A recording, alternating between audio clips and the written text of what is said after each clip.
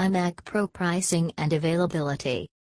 The iMac Pro starts at $4,999. That's the model I've been testing. Depending on the number of cores, the graphics card, memory, and storage options you choose, you can easily double that price, or more. While that might sound expensive, you're getting state-of-the-art components at prices not dissimilar to that of similarly equipped DIY Windows boxes, and in some cases, less. Don't take anyone's word for that. Go spec out a Xeon W and Radeon Vega PC with ECC memory yourself.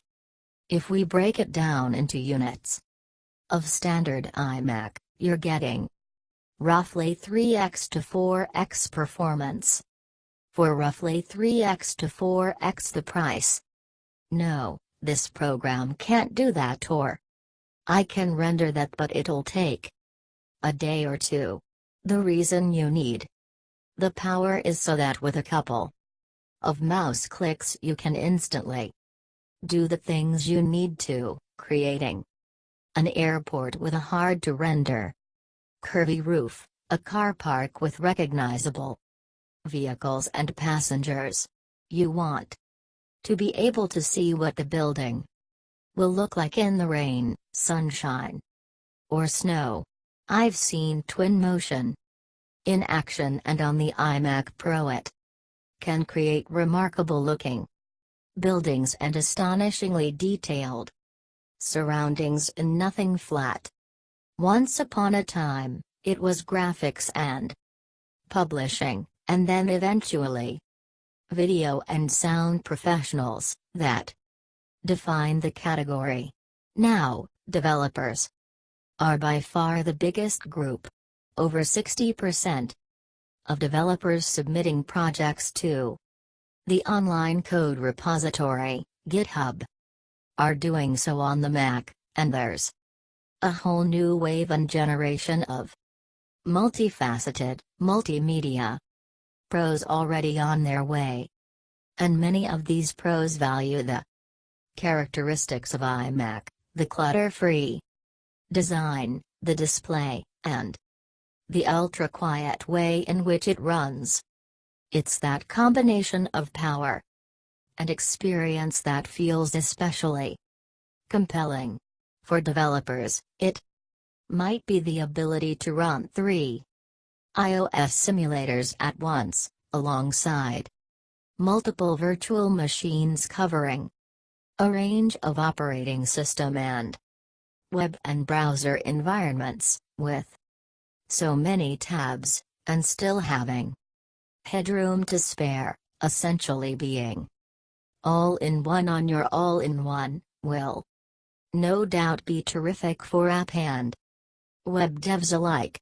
For people like me, it's simply the ability to keep all the apps running at once without having to ever think or worry about closing some to open up resources for others. But it also raises some important and highly individualized questions. Should you get a standard iMac and save yourself some money? Should you wait and see if a next generation version with Face ID or the upcoming modular Mac Pro with its new Pro display will even better suit your needs? Here's how you answer that. Do you prefer the all-in-one to the tower? And would you benefit right now from all the power iMac Pro? You never know what the future will bring, or how long it will take to get here. All you can do is make the best decision possible when it comes to what's right in front of you. If a regular iMac is enough, or if you want or need a desktop you can fuss with for years to come, well, then there's no point in buying the hot new machine just because it's hot and new.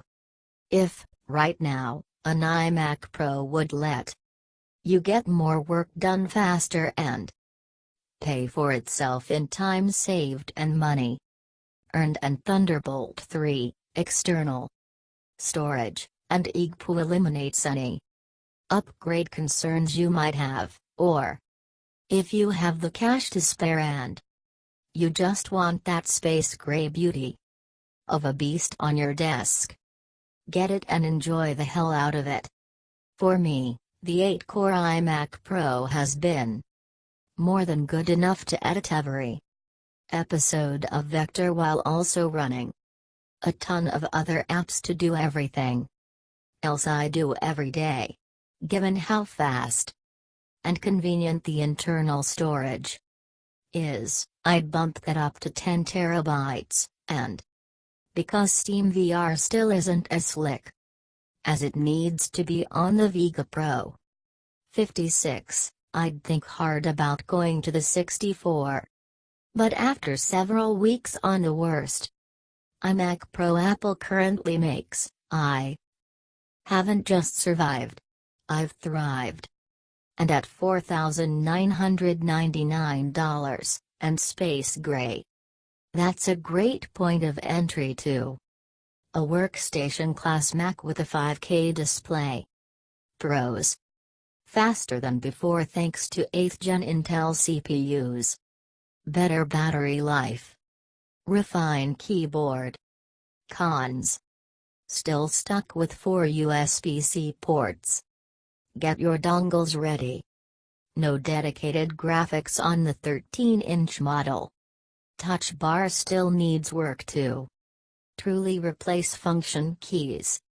PC competition offers more compelling 13-inch laptop hardware.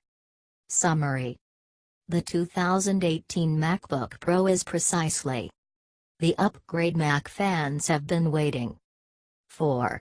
It's faster, and fixes one of the most common keyboard issues from the last generation, that error-prone keyboard.